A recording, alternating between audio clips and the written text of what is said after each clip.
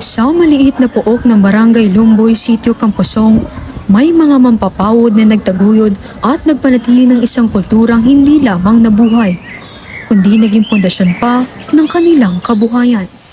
Ito ay ang paggawa ng pawod.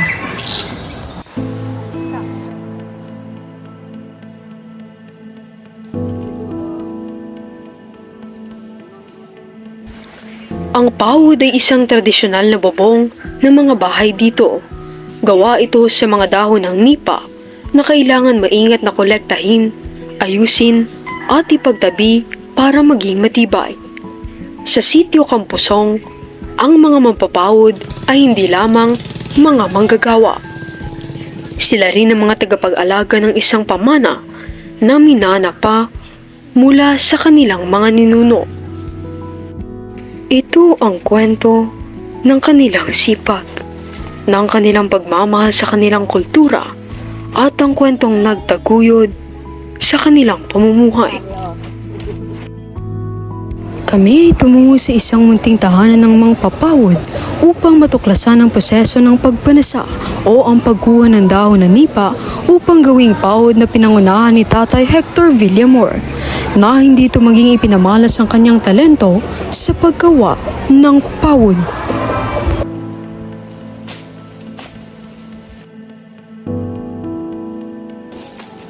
Ipinakita niya ang tamang proseso ng pagtatabas ng dahon ng nipa. Parang napakadali kong titignan, ngunit sadyang napakahirap ng aming sinubukan. Noong una ay nangangapa pa kami. Kailangan ng tamang puwersa, lakas at teknik. Sa patuloy na pagsubok at pagkakamali, unti-unting nakuha namin ang tamang paraan. Aming tinanong ang pamumuhay ni Tatay Undoy mula sa kanyang una at kasulukuyang kaalaman sa paggawa ng pawod. Dala na rin ang kanyang mga karanasan sa buhay.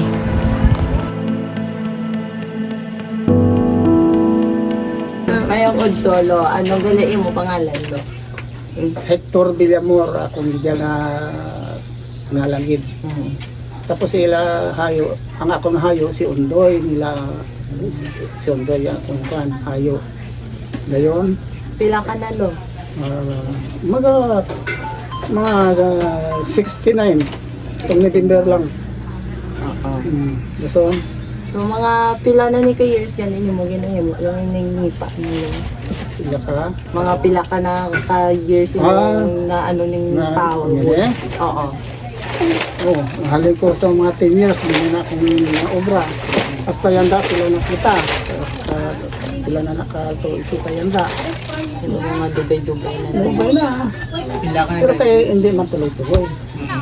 Dito namin nalaman ang isang kahangahangang bagay. Si Tatay Hector ay 59 na taon na palang gumagawa ng pawod.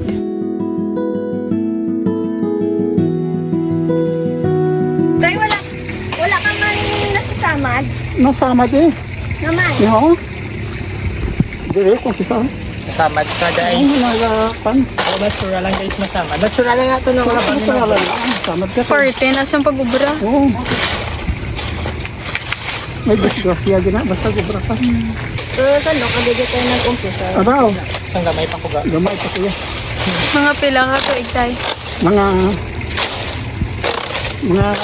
gis. Natin. So paano na sa naka-help sa inyo losad to mag-survive ang Ang pawod. nang nakabulig din naman sila. Oo. Sus, di mo. Wala. Mahal-mahal pang nipa sa una. May nipa ka lang sa una ang mga isa hektarya ay. Hindi mo no, pang ka na. May produktang ka na daw, halimbawa daw pulong man. Mag isa hektarya, tatlo ka bulan, harvest naman.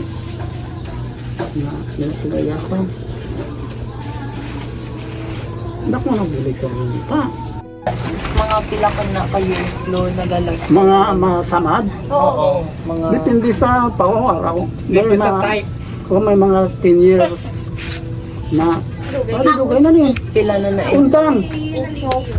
Tunay nga ang kasabihan na ang mga bagay na gawa sa kamay ay hindi basta-bastang nasisira. Tulad na lamang ng kanilang tahanan, na kahit ilang bagyo na ang dumaan, kaunti lamang ang pinsala nito. At nagagamit pa rin ito hanggang sa ngayon. Matapos anihin, isa-isang inaayos ang mga dahon ng nipa. Pinagkakatugma sukat at ayos ng bawat piraso bago ito binuto. Ito ang tawag sa maingat na pagbubuklod o pagsasama-sama ng mga dahon upang maging handa sa susunod na hakbang. Nandiyan ka sa paano? Meron po daw. Ano na tayo maginobra? Oo. Ano naman na sa tay? Oh, tanaw niyo ha. Bupusong ko na. Kapag nabutok na, dinadala ang mga ito sa paggawaan. Dito tinatahi ang bawat binutok na nipa upang makabuo ng pawon.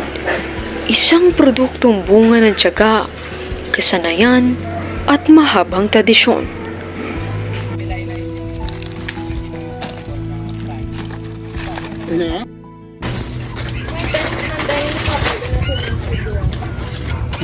Kahit hindi, sampot na ko. Times man ko na tayo nga nakapoy kami pang ginaobra muna pala. Oo. Kapoy eh.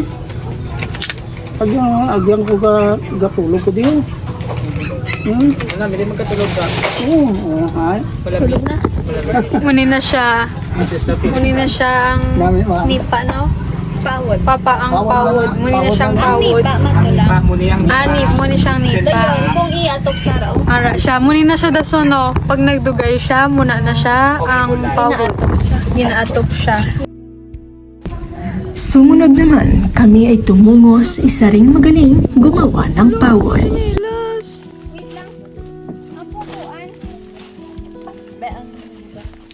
Para marating ang lugar na ito, kailangan munang magbangka ng 10 minuto sa tahimik na tubig.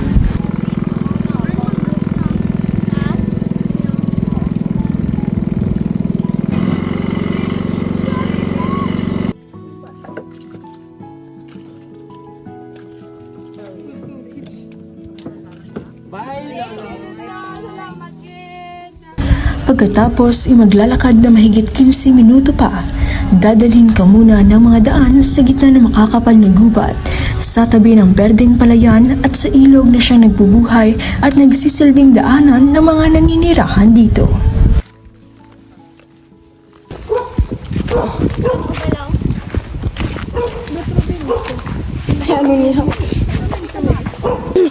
So muni guys, muni daw ang pangabuhi sang mga, anong tawag, have sila? Tawag sa mga mga mamawod. Mamawod? Mga tao, mga kabuhi sang mamawod. Oo. Muni lagi na panguha, ginapang tapas tawag.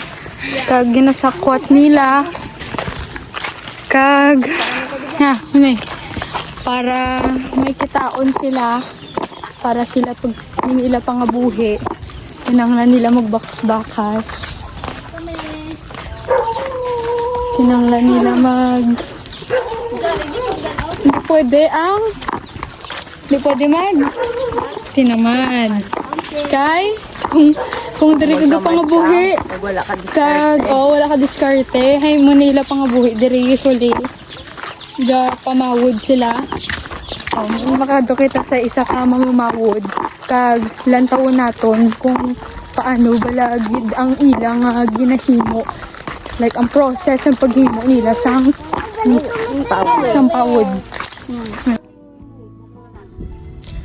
At nang aming natagpuan isang munting tahanan ng isa pang magaling namang papawod, nayari ang mga dingding sa kahoy at ang mga bubong nayari naman sa pinaghalong pawid at gyero. Humingi kami ng permiso kung ayos lang ba sa kanya na maging bahagi ng aming dokumentaryo at kung pwede siyang interviewin tungkol sa kung ano at paano ang buhay ng isang mamamawod.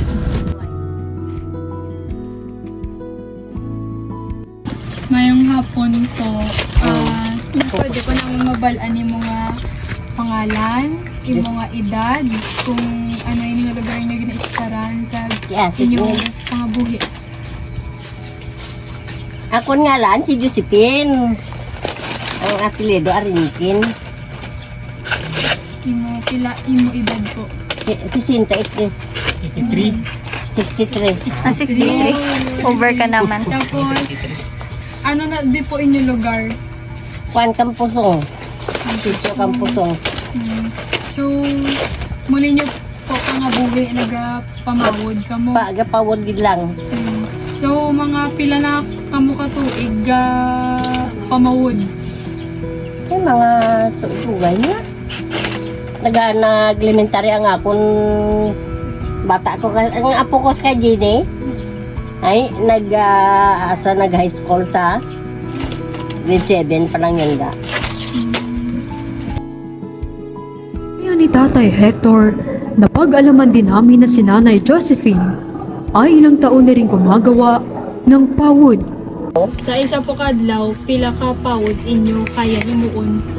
Sa kagato, Sa 100 of this, like this, 100. oo. Oo, daw mo. So, mga isa sa bilog na adlaw, o natatapos niyo po ina siya.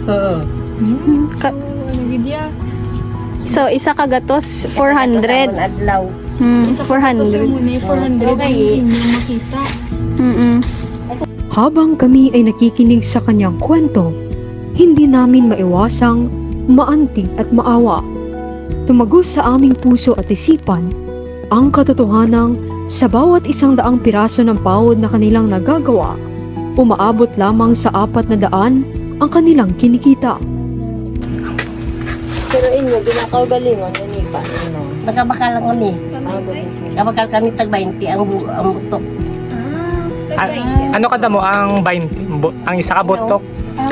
That one. Ang ginsakpat ko. Tag 20 na ang butok. Tapos baligyan naman dahil paghuman, makapawod, nabaligyan naman dahil. Tapos baklo na naman sa ano. Ako nabakalamon sinsan. May puhunan man sila, ngunit ang nipa na kanilang ginagamit ay hindi sa kanila.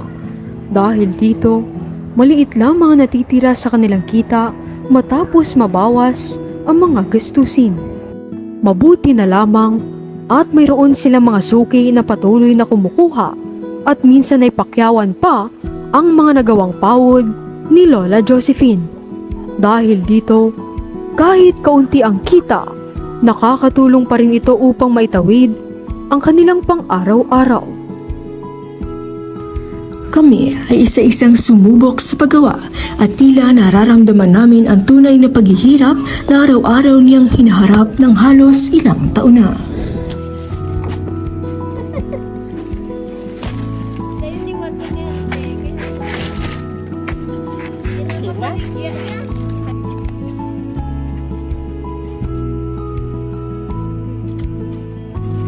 At nang kami ay mabigyan niya ng tamang kaalaman sa paggawa ng pawod, ay amin naman siyang pinasalamatan ng buong puso. Binigyan namin siya ng munting regalo na nagmula sa aming bukal na kalooban. Halos hindi siya makapaniwala na mararanasan niyang maging bahagi sa aming dokumentaryo sa paggawa ng pawod. Nagaraman kami.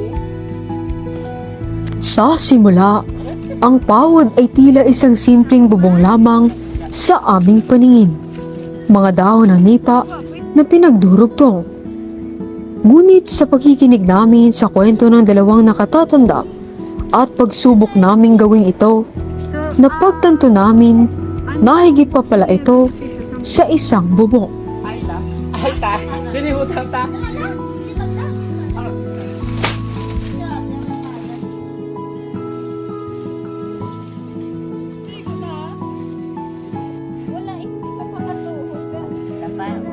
Ngunit sa paglipas ng panahon, unti-unti ring natatangay ng pagbabago ang mga ganitong sining at kaalaman. Isang paalala ang pawod sa ating lahat na ang mga tradisyon ay hindi basta nananatili. Nabubuhay lamang sila kapag may mga taong handang magpasa at may mga taong handang matuto. Sapagkat kapag tuluyan nating nakalimutan ang simpleng bagay na minsan bumuo sa ating pagkakakilanlan, maaaring hindi lamang isang bubong ang mawala, kundi isang bahagi ng ating kwento bilang isang pamayanan.